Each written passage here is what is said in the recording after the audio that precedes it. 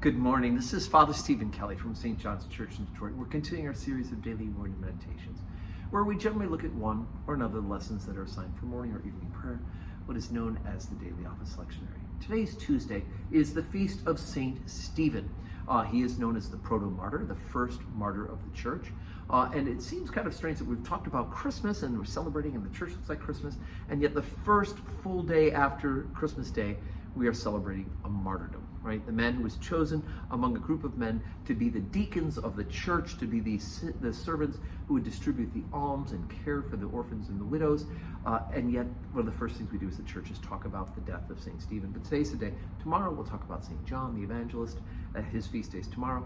And then the Feast of the Holy Innocents, another group of martyrs on the 28th. So I thought I'd go ahead and let's read the first lesson that's assigned for morning prayer, and that's from the book, for evening prayer, and that's from the Book of Wisdom, chapter 4, beginning at verse 7. But though the righteous be prevented with death, yet shall he be in rest. For honorable age is not that which standeth in length of time, nor that is measured by number of years. But wisdom is the gray hair unto men, and an unspotted life is old age. He pleased God and was beloved of him, so that living among sinners he was translated, yet speedily was he taken away, lest that wickedness should alter his understanding or deceit beguile his soul. For the bewitching of naughtiness doth obscure things that are honest, and the wanderings of concupiscence doth undermine the simple mind. He, being made perfect in a short time, fulfilled a long time. For his soul pleased God, therefore hasted he to take him away from among the wicked. This the people saw and understood it not, neither laid they up this in their minds, that his grace and mercy is with the saints, and that he hath respect unto his chosen. Okay, so here, of course, obviously, this reading is referring to the martyrdom of Stephen.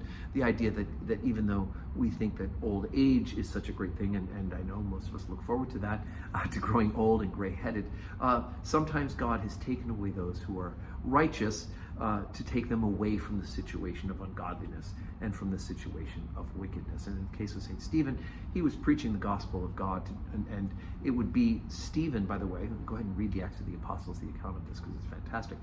When Stephen was being stoned to death by the crowds for proclaiming the gospel of Jesus Christ, and then for saying he sees the heavens open and Jesus standing at the right hand of God, it is St. Paul, at that point known as Saul, it is St. Paul who's a witness to this, and ultimately this becomes the catalyst towards Paul's conversion, which of course would then bring the fullness of the faith to the Gentile world as well. Right? Paul would be the great evangelist to the Gentiles.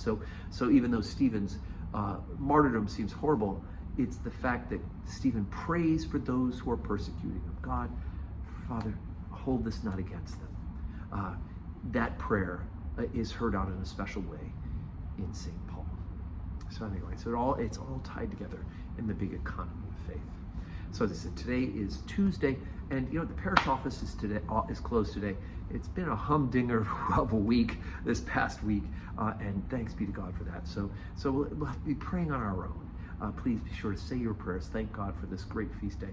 It is the second day of Christmas, right? The 12 days of Christmas started yesterday and goes through January 5th, when on the 6th we start a new season. So let's say our prayers. Let's give thanks to God for the birth of Jesus Christ. And let us pray for one another.